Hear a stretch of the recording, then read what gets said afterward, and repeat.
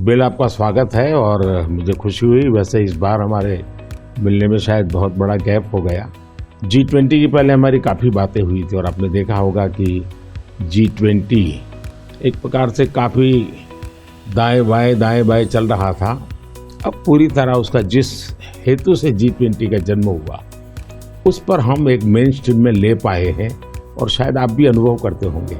Well, the G20 is way more inclusive, and so it was fantastic to see that India, in hosting it, really raised things like digital innovation and how this South-South collaboration can be far more than just the dialogue with the North. It can actually be a system that improves health. And our foundation is so excited about the positive results that you've achieved here in India that we'll be a partner in trying to take that into many other countries. आपकी बात सही है। जब मैं Indonesia में भी G20 में गया था तो दुनिया के सभी देशों की क्यूरियोसिटी ये थी कि आपने ये डिजिटल रिवॉल्यूशन कैसे लाया है।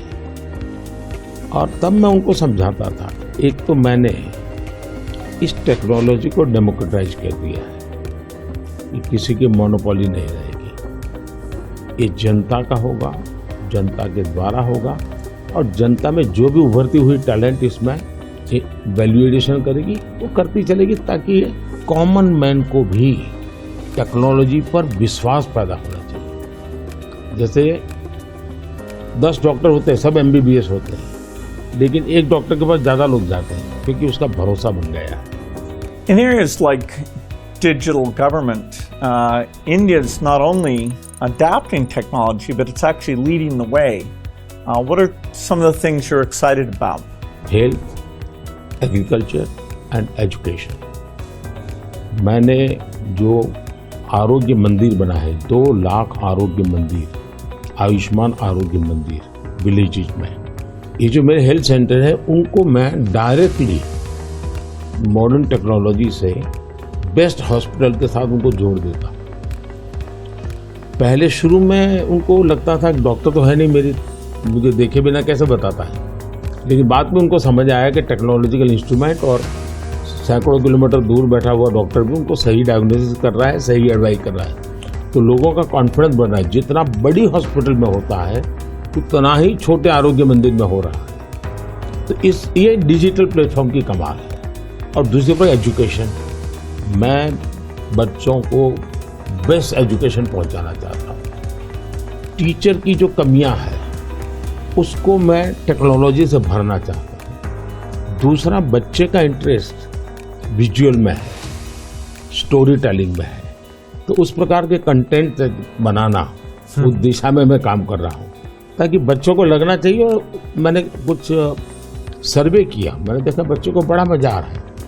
मेरे यहाँ एग्रीकल्चर में भी मैं बहुत बड़ा रिवॉल्यूशन ला रहा हूँ और मैं माइंडसेट बदलना चाहता हूँ।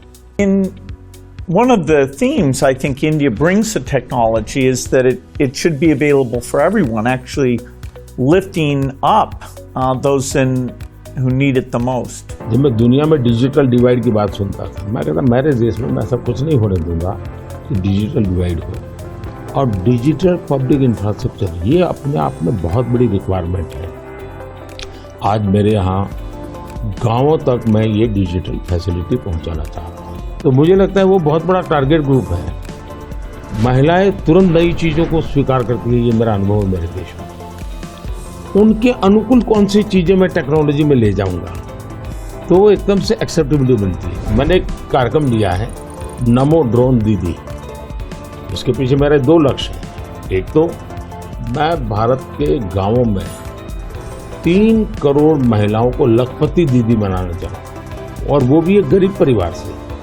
तो मैं एक साइकोलॉजिकल चेंज करना चाहता हूँ। ये छोटी छोटी चीज़ें नहीं, बड़ी चीज़ें करनी है। दूसरा, गांव में महिलाएं मतलब यही काम करेगी, भैंस को चराएगी, गाय को चराएगी, दूध दोहेगी, नहीं, मैं उसके हाथ में टेक्नोलॉजी देना चाहता हूँ। बस साइकोलॉजिकल चेंज लाना चाहता हूँ। गांव के सब लोगों को लगना चाहिए कि ये हमारे गांव को बदल रही है। एग्रीकल्चर को मैं आधुनिक बनाना, वैज्ञानिक बनाना, ये ज़रूरत मैं देखता हूँ। और उसी लिए मैंने ड्रोन दीदी का, और बहुत सक्सेसफुल चल रहा। मैं इन ड्रोन दीदी से इन दिनों बातें करता हूँ, उनको इतनी खुशी है, वो कहते हैं हमको साइकिल चलाना नहीं आता था, आज हम पायलट बन गए, हम ड्रोन चला रहे हैं। सोचने का तरीका बदल गया है।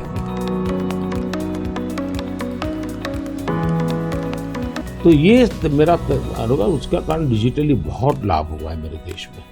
और हम शायद जो इंडस्ट्रियल रिवॉल्यूशंस हुए, फर्स्ट सेकंड, हम पीछे रह गए क्योंकि हम गुलाम थे। ये चौथा जो इंडस्ट्रियल रिवॉल्यूशन है, जिसमें डिजिटल एलिमेंट सबसे बड़ा है, और भारत इसमें बहुत कुछ प्राप्त कर लेगा, ऐसा मेरा विश्वास है। Yeah, I think the key point is that the digital infrastructure just gets keeping richer. You know, a lot of people know about the identity system and the digital payment systems, and that the government, by taking virtually all the government payment programs now and digitizing those, that alone saved a lot of money, and it created access on a more equal basis. But now as you're moving into the different areas, advice for farmers, registering their land, tutoring for kids, and the health records, connecting all of those. That's kind of a second phase. And we're just at the beginning now of a third phase, where these advances in artificial intelligence will come on top of that and make the value even better. आपने सही कहा, AI का महत्व बहुत है। और मैं तो कभी कभी मजाक में कहता हूँ, हमारे देश में माँ को आई बोलते हैं, माता को बहुत से राज्यों में भाषा बोलते हैं आई। अब मैं कहता हूँ, हमारे यहाँ बच्चा पैदा होता है तो आई भी बोलता है, AI भी बोलता है। वो इतना एडवांस हो गया है। अब देखिए मैं कैसे उपयोग करता हूँ, मैं आपको बताऊँ, जिसको देखकर आपको भी खुशी होगी कि कॉमन मैन कैसे AI का उपयोग कर सकता है। जैसे मैंने G20 में AI का बहुत उपयोग किया। मेरे पूरे G20 का परिसर था, उसमें पूरा का पूरा AI का उपयोग करके सारे इंटरप्रिटेशन की व्यवस्था मैंने AI से की। मैंने मेरे सभी ड्राइवर्स को मोबाइल फ़ोन पर ऐप डाउनलोड करवा दिया, उसके साथ बैठे हुए गेस्ट उनको करवा दिया। मान लीजिए वो फ्रेंच भाषा जानते हैं, तो ड्राइवर के पास ऐप में फ्रेंच की व्यवस्था थी, वो ड्राइवर के साथ फ्रेंच में बोलते थे, ड्राइवर अपनी लैंग्वेज में सुनता था, ड्राइवर अपनी लैंग्वेज में जवाब देता था। यानी ड्राइवर के साथ कम्युनिकेशन किसी भी लैंग्वेज में वो कर सकते थे। मैंने अभी एक प्रयोग किया, मैं काशी तमिल संगम में कार्यक्रम करता हूँ, तो काशी में तमिलनाडु के लोग आए हुए थे, तमिल भाषा मैं बोल नहीं सकता हूँ, तो मैंने AI का उपयोग किया। मैं हिंदी में बोला और सबने मेरा भाषण तमिल में सुना AI के द्वारा। उसी I am using my NaMo app, और मैं AI का बड़ा उपयोग करता हूँ और मेरे लिए पूरे देश में बहुत काम आता है। ये मेरा फोटो बूथ है। अब आप सेल्फी ले लीजिए इस पर, take the selfie.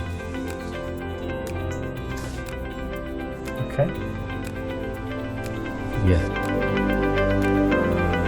Wow. So you can see. Wow.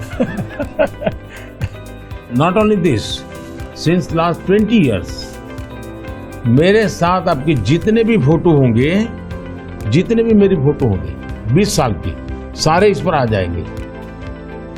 कभी और किसी पब्लिक फंक्शन में मान लीजिए आपका एक 1/10 पार्ट दिख रहा है, तो वो फोटो में भी अगर मैं दिखता हूँ और आपका 1/10 भी दिखता है, वो भी उसको वो रिकग्नाइज करके ले आता है। तो आज टेक्नोलॉजी का कैसे उपयोग हो सकता है, और मैं मानता हूँ कि इस प्रकार के प्रयोग हमें वैल्यू एडिशन करते हैं। अब पहले क्या होता था, मैं कहीं जाता था, कोई फोटो मांगता था, देते थे। आज मैं कहता हूँ भाई तुम AI पर जाओ, मेरे नमो ऐप पर जाओ, फोटो बूथ में जाओ, खुद की सेल्फी ले लो, आपको आपके साथ मेरा जितना भी फोटो होगा कि कोने में आप खड़े होंगे तो भी मिल जाएगा। तो हमने थोड़ा रोजमर्रा की जिंदगी में लोगों की मदद करने के लिए उपयोग करना चाहिए। तो मेरी कोशिश होती है कि पहले उसको कंफर्ट लेवल देना, उसको लगना चाहिए हाँ यार ये तो मेरे काम का है। जब काम में होता है तो फिर उसको इनोवेशन करता है, वो नई चीजें जोड़ देता है। I'd love to hear your view on how India sees AI. अगर हम एआई को एक मैजिक के टूल के रूप में उपयोग करेंगे तो शायद बहुत बड़ा अन्याय हो जाएगा। या एआई का उपयोग अपने आलसीपन को बचाने के लिए मैं करता हूँ कि भाई मुझे किसी को चिट्ठी लिखनी है, मैं ड्राफ्ट नहीं करूँगा, मैं चैट जीपीटी को कह दूंगा कि मेरी चिट्ठी ड्राफ्ट करके दे दो, तो ये गलत रास्ता है। मुझे तो चैट जीपीटी के साथ कंपटीशन करना चाहिए, मैंने उसके साथ लड़ाई लड़नी चाहिए कि नहीं तुम ठीक नहीं कर रहे हो, तुम ये शब्द की जगह ये क्यों नहीं लाए। तो मैं एआई से आगे जाने की कोशिश करूँ। अब जैसे हमारे यहाँ बहुत सारी लैंग्वेजेज हैं, बहुत सारी बोलियां हैं, मैं एआई को कहता हूँ आप इन बोलियों को पकड़िए। मेरे एस्ट्रोनॉट्स को इंट्रोडक्शन के लिए गया था, तो हमारे एस्ट्रोनॉट्स किस प्रकार से काम करने वाले थे, तो रोबोट से मैं बात कर रहा था। मैंने रोबोट से काफ़ी बातें की और मैंने देखा कि मेरे और मैं अलग अलग टोन में बोलता था, थोड़ा लहजा बदल के बोलता था, और मैं देख रहा था कि वो मुझे प्रॉपर रिस्पॉन्ड कर रहा था। फिर मैंने उसका नाम बदल करके पूछने की कोशिश की, तो फिर उसने रिस्पॉन्ड नहीं किया।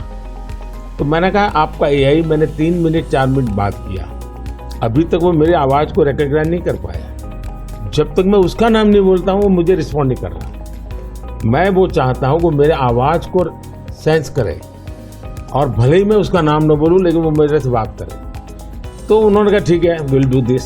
तो मैं हर बार नई चैलेंज देता रहता हूँ।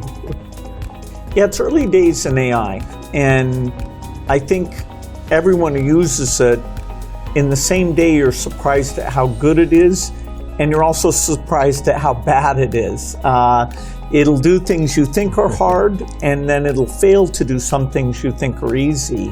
I started my trip here in Hyderabad, which was a nice occasion because Microsoft is celebrating 25 years in the country, and that's been such a fantastic experience. So I was definitely challenging the team there. Hey, we have to make the accuracy better. And for now, it's like a co-pilot. It helps suggest things, but the final decision about medicine or the letter you want to write, the final decision, we still have to review that, even though it may make us a bit more creative and a bit more productive. It seems like AI is a huge opportunity, but there's some challenges that come with that. How do you think India will approach that?